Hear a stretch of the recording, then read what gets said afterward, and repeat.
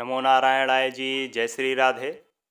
मैं प्रणव ओझा आपका हार्दिक स्वागत करता हूं अपने YouTube चैनल भाग्य नेत्रम पर। आखिरकार वह समय आ गया जिसकी आप 1.5 वर्ष से प्रतीक्षा कर रहे थे। 1.5 वर्ष एक बहुत बड़ा समय होता है। 18 महीने किसी चीज का इंतजार यदि हम कर रहे हैं और वह आ रहा है तो यह बड़ी ही सुखद स्थिति होती है। राहु और केतु, इनका गोचर परिवर्तन हो रहा है 23 सितंबर 2020 को। मार्च 2019 से यह क्रमशः मिथुन और धनु राशि में थे, परंतु अब 23 सितंबर 2020 को यह 18 महीने के लिए राहु आ रहे हैं वृषभ राशि में और केतु आ रहे हैं वृश्चिक राशि में। बहुत बड़ा परिवर्तन है यह। राहु केतु कोई सूर्य चंद्र मंगल बुध शुक्र की तरह नहीं है कि हर 25-50 दिन पर गोचर बदल रहे हैं। यह 1.5 वर्ष में गोचर बदलते हैं और 1.5 वर्ष वहीं टिके रहते हैं। तो यह एक बहुत बड़ा योग होता है, बहुत बड़ा संयोग होता है।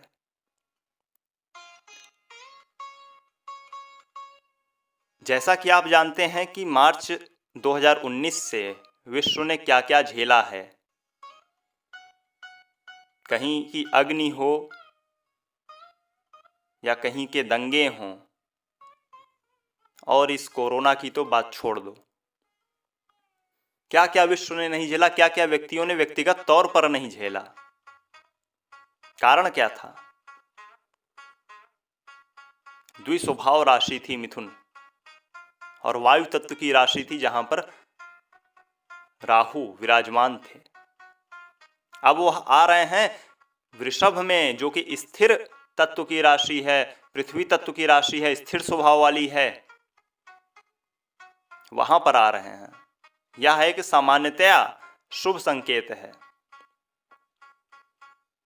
केतु की स्थिति थी धनु में थे, द्विस्वभाव राशि थी और अग्नि तत्व वाली थी, और अब आ रहे हैं केतुदेव वृश्चिक में, जो कि स्थिर स्वभाव की है तथा जल तत्व राशि है। यहां पर गौर करने वाली बात यह है कि स्थिर स्वभाव वाली है और जल तत्व राशि है। जल स्थिर रहता है क्या? खैर, वह आप चिंतन करिएगा। अब पहले हम इसको समझ लेते हैं कि यह एक, हम कैसे देखेंगे इसका गोचर जो हम विश्लेषण करने जा रहे हैं, या चंद्र पर आधारित है या लग्न पे आधारित है या कुंडली दशांतर दशा पर आधारित है।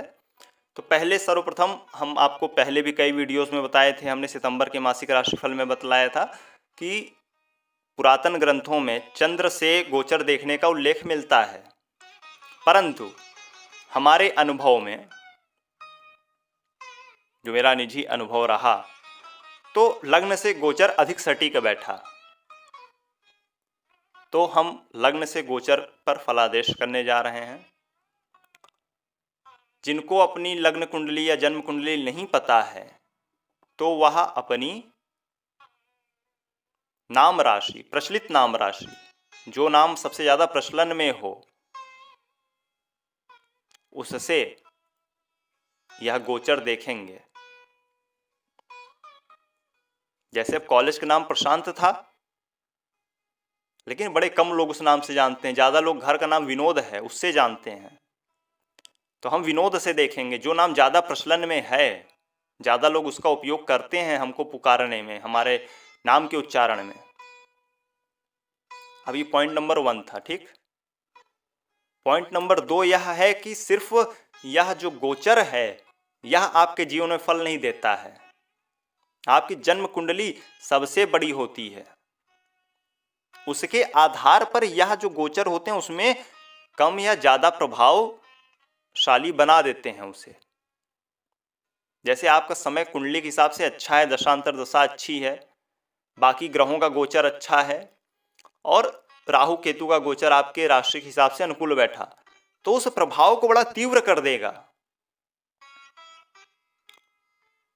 जो अब तक 5 मिल रहा था या 100% में से 70% मान लीजिए मिल रहा था, तो अगर आपके राशि के लिए यह अनुकूल हो गया तो यह उसे 90 और 100% पे पहुंचा देगा। इसी प्रकार प्रतिकूल हालातों के लिए भी है। तो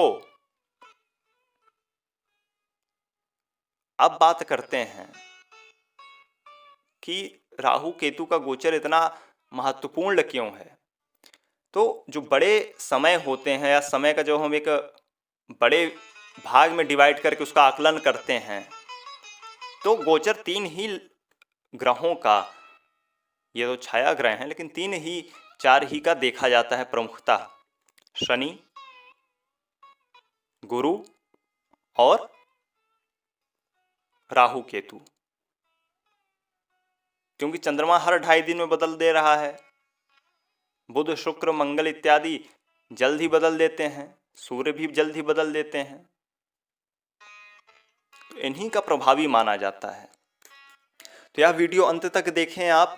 हम 3-3 की टुकड़ी में 4 वीडियो बना रहे हैं, 4 पार्ट में, क्योंकि एक में बनाना संभव नहीं है, फिर 1 घंटे से ज़्यादा की वीडियो हो जाएगी, इसलिए हम 3-3 की टुकड़ी में वीडियो बना रहे हैं 4 पार्ट में। आप इन्हें देखें, अपना फीडबैक दें, कोई प्रश्न है वह आप दें, सुझाव सलाह है वह आप दें, लाइक करें वीडियो को, शेयर करें अधिक से अधिक अपने प्रियजनों के साथ, ताकि उन्हें भी यह दिव्य जानकारी मिल सके। और यदि अभी तक हमें सब्सक्राइब नहीं किया है तो सब्सक्राइब करें, बेल आइकन पर क्लिक करें और हमसे सदा सदा के लिए जुड़ जाएं। अब हम बात करते हैं कर्क, सिंह और कन्या राशि वालों के बारे में कि राहु का यह 1.5 वर्ष का गोचर उनके जीवन में क्या कुछ खेल करने वाला है। तो सर्वप्रथम बात करेंगे राशि चक्र की चौथी राशि कर्क राशि। जल तत्व की यह राशि, इसके स्वामी हैं चंद्र, और राहु का गोचर हो रहा है इसके एकादश भाव में, केतु का गोचर है इनके पंचम भाव में। तो एकादश का राहु, आप जान रहे हैं एकादश भाव में क्रूर ग्रह बहुत उत्तम होते हैं, बहुत अच्छे होते हैं। वहीं पर पंचम भाव में केतु शिक्षा के लिए कुछ व्यवधान उत्पन्न करता है, संतान के लिए कुछ व्यवधान उत्पन्न करता है, मानसिक स्थिति में थोड़ा सा भ्रम पैदा करता है, उलझन पैदा करता है, कोई पीड़ा उत्पन्न करता है। तो एकादश भाव में राहु बैठकर क्या कुछ देने वाले हैं रोजगार वालों को, जो रोजगार कर रहे हैं, व्यवसायी हैं, व्यापार कर रहे हैं, उनके लिए यह गोचर बहुत ही बढ़िया होने वाला है। यह 1.5 वर्ष सोर्स ऑफ इनकम इतनी ज़्यादा रास्ते खोल देगा आपके लिए, नए नए तरीके, नए नए आपके पास फंडे आएंगे पैसे कमाने के, और आप उन पे डट कर लग जाएंगे तो आपको लाभ भी दे जाएगा यह गोचर। इसकी दृष्टि है पराक्रम भाव पर, पराक्रम भी आपका बढ़ाएगा, मेहनत भी आप जम के करेंगे। सप्तम पर दृष्टि वहां पर केतु का होना संतान पक्ष के प्रति, संतान के प्रति कोई चिंता दर्शाता है, या अभी अविवाहित है, विद्यार्थी जीवन है तो शिक्षा को लेकर व्यवधान, शिक्षा को लेकर अड़ंगे, यह दर्शाता है। लव अफेयर्स के लिए, प्रेमी प्रेमिकाओं के लिए यह समय उत्तम नहीं है, अलगाव की स्थिति बनती है, ब्रेकअप्स की स्थिति बनती है,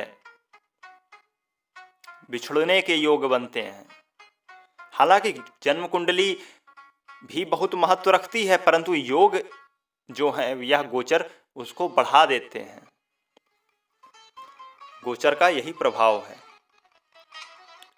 तो जो माताएं बहनें संतान प्लान कर रही हैं तो उन्हें अपनी कुंडली एक बार अवश्य चेक करानी चाहिए किसी योग्य ज्योतिषी से, और तब सलाह लेकर आगे बढ़ना चाहिए। कोई ना कोई रक्षा कवच इत्यादि अवश्य करती रहें। जो विद्यार्थी हैं जिनके कोई पेपर वगैरह हैं वह भी जम के मेहनत करें, और साथ में केतु के कोई उपाय करते रहें। केतु के उपाय आपको हमारी केतु के स्पेशल वीडियो में मिल जाएगी। ग्रहों की प्लेलिस्ट आप जब देखिएगा प्लेलिस्ट में तो वहाँ मिल जाएगी।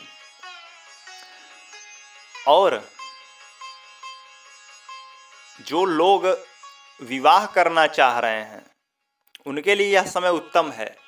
उनके पास जगह जगह से रिश्ते आएंगे और विवाह होने की संभावना जो है कर्क वालों के लिए बढ़ जाएगी काफ़ी। थोड़ा सा भाग्य में रुकावट है, परंतु एकादश का राहु अंत में द्वंद्व फंद से साम दाम दंड भेद से अपने काम निकलवा ही लेगा। जो लोग अभी तक बेरोजगार हैं, नए रोजगार की तलाश में हैं, उन्हें जमकर मेहनत करनी चाहिए, क्योंकि यहाँ का राहु जो है काफ़ी कुछ देने वाला है। शेयर मार्केट का काम है, ट्रेडिंग का काम है, फाइनेंस का काम है, ब्रोकरेज या दलाली का काम है, लाइजनिंग का काम है।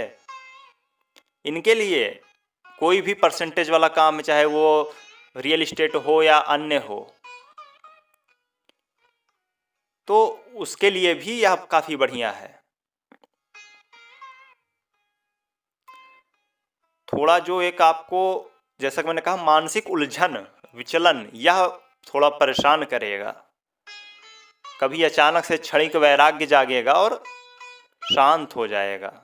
वैसे ही जैसे तवे पे पानी की बूंदें डालो तो भाप बन के शांत हो जाती हैं, वैसे ही यहाँ के लिए उपाय क्या सबसे बढ़िया होगा? उपाय होगा कोई भगवती का दिव्य कवच आप करते रहें। कोई सा भी, काली जी का है, दुर्गा जी का है, छिन्नमस्तिका जी का है, बंगलामुखी जी का है, माँ गौरी का है, माँ चंडी का है, दुर्गे का है, किसी का भी। कुछ ना कर पाए चालीसा करें आराम से। दुर्गा चालीसा, काली चालीसा, गौरी चालीसा, विंध्याचल चालीसा, कामाख्या चालीसा, कोई भी पकड़ लें और जम के करें। इष्ट बल मजबूत रखें। इस समय काफ़ी कुछ देकर जाएगा आपको, काफ़ी कुछ मतलब काफ़ी कुछ। अब बात करते हैं राशि चक्र की पंचम राशि, जिसके स्वामी हैं स्वयं सूर्यदेव, सिंह राशि की।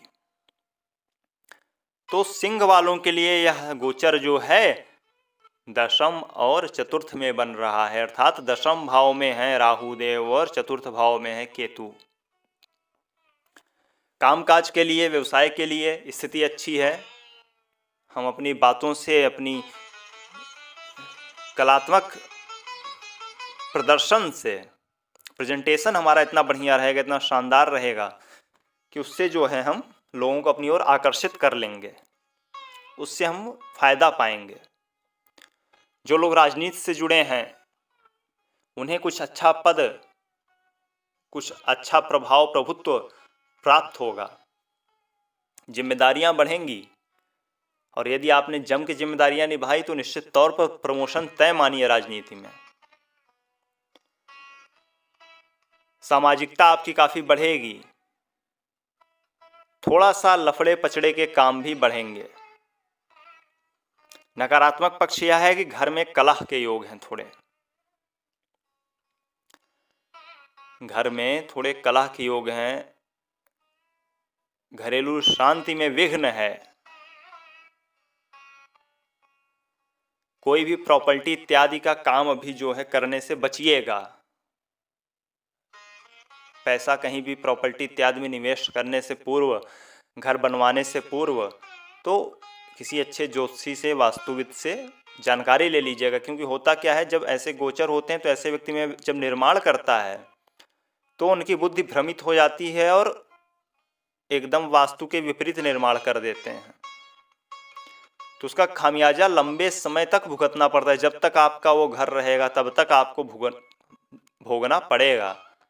उपायों से आप थोड़ा बहुत अंतर ला लेंगे, ज़्यादा उपाय करेंगे, ज़्यादा अंतर ला लेंगे, लेकिन तब भी समस्या तो एक बनी रहेगी ना। तो ऐसा आप करिएगा। प्रॉपर्टी वगैरह में निवेश करने से भी थोड़ा बचिएगा। और संचित धन को थोड़ा अच्छे से सजो के रखिएगा, अच्छे से संभाल के रखिएगा।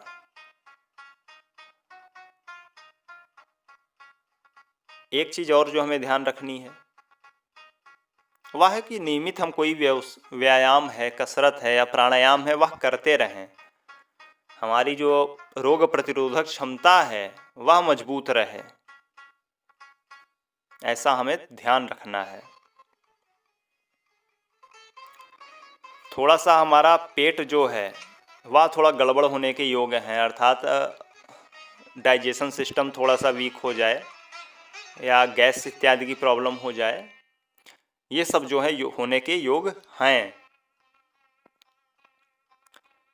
जो भी लोग पढ़ाई इत्यादि से संबंधित हैं, शिक्षा इत्यादि से संबंधित हैं, उनके लिए समय अच्छा है, उनके लिए समय अनुकूल है। लगे रहें अपने काम में, कामकाज करते रहें। वैवाहिक जीवन के लिए समय अच्छा है। घरेलू कलह में आवश्यक नहीं है कि पत्नी से या पति से ही हो।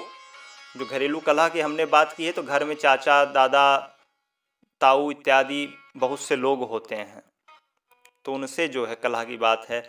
कोई जमीन इत्यादि के प्रॉपर्टी के मैटर को लेकर कोई वाद विवाद भी संभव है। बाकी जो है माता पिता के स्वास्थ्य को लेकर आपको थोड़ा सा अधिक सचेत रहना चाहिए, अधिक सजग रहना चाहिए। माता पिता के स्वास्थ्य में हानि हो सकती है। पद प्रतिष्ठा इत्यादि तो बढ़ रहा है, लेकिन एक कहीं ना कहीं कोई दाग जो है वह आपके दामन पर इन 1.5 वर्षों में लग सकता है। काफ़ी संभावना है कोई एक परेशानी जो है वह ऐसी दे जाए, या इसकी भी संभावनाएं हैं। आपके बारे में एक चर्चा का विषय आप समझिए, आप रहेंगे। और जब चर्चा होती है तो अच्छी भी होती है, बुरी भी होती है, तो आपको इसके लिए अभ्यस्त होना पड़ेगा। हर बात पर आप रिएक्ट नहीं कर सकते हैं, यह बात आपको समझनी होगी। तो इस तरह का कुछ अपना मानसिक स्थिति आप बनाएं, स्वयं को मजबूत रखें, और राहु का यह गोचर से आप काफ़ी कुछ अचीव कर सकते हैं, काफ़ी कुछ जमा कर सकते हैं अपने जीवन में, क्योंकि 1.5 साल बहुत लंबा वर्ष होता है। अब बात करते हैं कि इसमें सबसे बेस्ट उपाय क्या है, सबसे बढ़िया क्या रहेगा। नारायण शरणम गच्छामि। नारायण का कोई स्वरूप है, कोई सा भी, जो आपको प्रिय है, राम हैं, श्याम हैं, या फिर नरसिंह भगवान हैं, राधा कृष्ण हैं, कोई भी नारायण का स्वरूप है, तो उनको जो है आप अपना इष्ट माने, उनकी पूजा करें। राम की करते हैं तो हनुमान जी को साथ में ले लें। इस प्रकार से जब आप पूजा करेंगे तो कोई सा भी जैसे उपाय है, अब श्री कृष्ण की मंदिर है, वहीं हमको नित्य सफाई हम करने लगे, या हम जाकर वहाँ पर जो है उनकी प्रिय की वस्तु उन्हें जो है हर गुरुवार को भोग लगाते हैं, माखन मिश्री हम भोग लगाते हैं। तो इस तरह से बहुत से छोटे छोटे उपाय हैं, नियमित तौर पर आप पकड़ लीजिए, कोई निश्चित तौर पर ही आप देखेंगे कि उनसे जो है लाभ जो है आपको मिलने लगेगा, चीज़ें आपके फेवर में आने लगेंगी। अब बात करते हैं राशि चक्र की 6वीं राशि कन्या राशि की। बुध हैं इसके स्वामी, और राहु का गोचर जो है इनके पराक्रम भाव और 9वें भाव में है, भाग्य भाव में है। अर्थात भाग्य भाव में राहु है और पराक्रम भाव में इनके केतु विराजमान है। ये गोचर जो है आपके थोड़ा सा प्रतिकूल है, यह समय आपके थोड़ा प्रतिकूल है। कारण क्या है? भाग्य भाव में बैठा हुआ राहु आपको भाग्योदय से थोड़ा दूर कर देता है, चीज़ें आ आकर जो है 90-99% पर अटक जाती हैं। अब जो यह चीज़ें अटक रही हैं, ये तो मान लीजिए आपका भाग्य से अटक रही हैं, लेकिन यदि हम इसका द्वितीय अर्थात दशम भाव को एक्टिव कर दें, दशम भाव को हम सक्रिय कर दें, तो यही चीज़ें जो है हमको धीरे धीरे फेवरेबल होने लगेंगी। मतलब जो समस्या बन रही है ठीक है, लेकिन अपने को मेहनत जो है दुगनी कर देनी है, 4 गुनी कर देनी है। तो जब यदि हम ऐसा करेंगे तो हम देखेंगे कि चीज़ें, यही जो राहु व्यवधान डाल रहा है, यही हमारे लिए फेवरेबल हो जाएगा, यही हमें लाभ देने लगेगा। कामकाज में हमारा थोड़ा कम मन लग रहा है, हमारा मन भटक रहा है, ऐसी योग हैं, लेकिन हम उनको स्वयं पर हावी नहीं होने दे सकते। आपको एक बार जमकर अपना जीवट लगाना होगा, पूरी मुस्तैदी से आपको खड़ा होना होगा और डटकर मुकाबला करना होगा इस 1.5 वर्ष के योग का। आपको व्यर्थ के चिंताएं, व्यर्थ की टेंशन, व्यर्थ के लफड़े पचड़े घेरे रहेंगे, ऐसे योग हैं।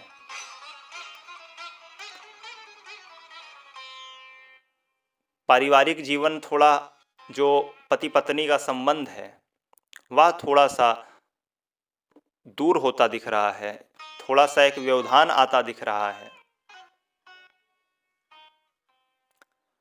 इनकम भी जो है हमारी, उसमें भी थोड़ा विघ्न आ रहा है। अर्थात चीज़ें जो हैं थोड़ी सी राहु केतु आपके लिए गड़बड़ कर रहे हैं। अब सिर्फ राहु केतु ही तो पूरा आपका जीवन नियंत्रित नहीं कर सकते, बाकी के 7 ग्रह जो हैं उनका भी गोचर है। आपका जन्म कुंडली में दशा, महादशा, अंतरदशा है, इसलिए इतना परेशान हैरान होने की आवश्यकता नहीं है। आपको निश्चिंत रहिए, जमकर परिश्रम कीजिए। यदि आप अपने तृतीय भाव को एक्टिव कर लें तो काफ़ी कुछ हो सकता है, क्योंकि कर्म प्रधान विश्व रचि राखा। यदि आप कर्मठ बन जाएं तो काफ़ी कुछ हो सकता है। यदि आप अपने बुद्ध को एक्टिवेट कर लें, जो आपका लग्नेश और दशमेश है, अर्थात बुद्धि आपके वश में है, विवेक आपके वश में है, वाणी आपके वश में है, तो ये गोचर भी आपका कुछ नहीं बिगाड़ पाएगा ज़्यादा। इसके अलावा यदि आप नियमित रूप से कोई पूजा कर रहे हैं, किसी इष्ट को आप समर्पित हैं, दिन में हम आधे 1 घंटे दे रहे हैं, तो गोचर या ग्रह उतना प्रभाव नहीं दे पाते। प्रभाव देंगे लेकिन बड़ा ही सूक्ष्म प्रभाव दे पाएंगे, बड़ा ही कम प्रभाव दे पाएंगे। इसलिए व्यर्थ में परेशान ना हो। एक आपको जो सबसे बेस्ट उपाय करना है, इसमें जो है, जो रोजगार इत्यादि वाले जो लोग हैं, जैसे जो एक नौकरी इत्यादि की तलाश में हैं, उन्हें जो है घर से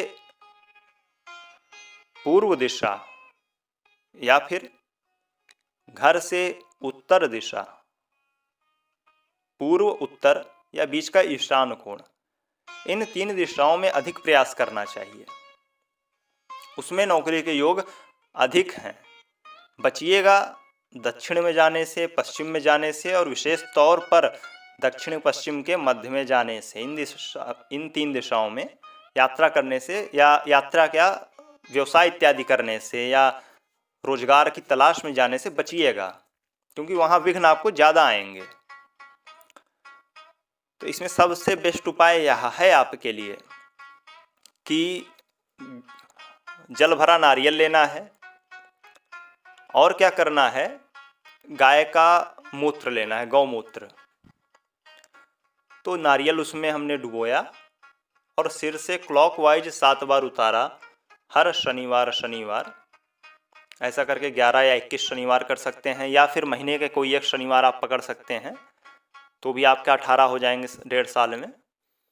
तो इन दोनों में से जो भी आपके लिए अच्छा हो, जो भी आपके लिए सुलभ हो, तो सिर से 7 बार क्लॉकवाइज उतारा, और बहते जल में प्रवाहित कर दिया। जो भाई लोग दुबई इत्यादि से हैं या फिर राजस्थान जैसी जगहों से हैं जहाँ बहता जल नहीं है, तो वो ऐसा रात में करें और बाथरूम के किसी कोने में बाल्टी में एक जिसमें जल भरा उसमें रख दें। तो अगली सुबह वही जल सहित पूरा नारियल कहीं पेड़ इत्यादि के नीचे हमें प्रवाहित कर देना है, ऐसे ही बहा देना है। तो इससे भी इसका जो दुर्योग है वह समाप्त हो जाएगा। तो हमारे इन वीडियोस को देखिए, लाइक कीजिए, कमेंट कीजिए, अपना फीडबैक दीजिए, सुझाव दीजिए, सलाह दीजिए, कोई प्रश्न है तो वह पूछिए और अधिक से अधिक शेयर करिए ताकि हमारी भी मेहनत सफल हो और कुछ लोगों का भला भी हो जाए। लोगों का भला होगा तभी हमारी मेहनत भी सफल होगी। और अधिक से अधिक चैनल को सब्सक्राइब करें, बेल आइकन पर क्लिक करें जिससे हमसे सदा सदा के लिए आप जुड़ सकें। तो खोज करें, अनुभव करें और आनंद को प्राप्त हो जाएं। लाइक करें, शेयर करें और सब्सक्राइब करके जुड़ जाएं। श्री राधे।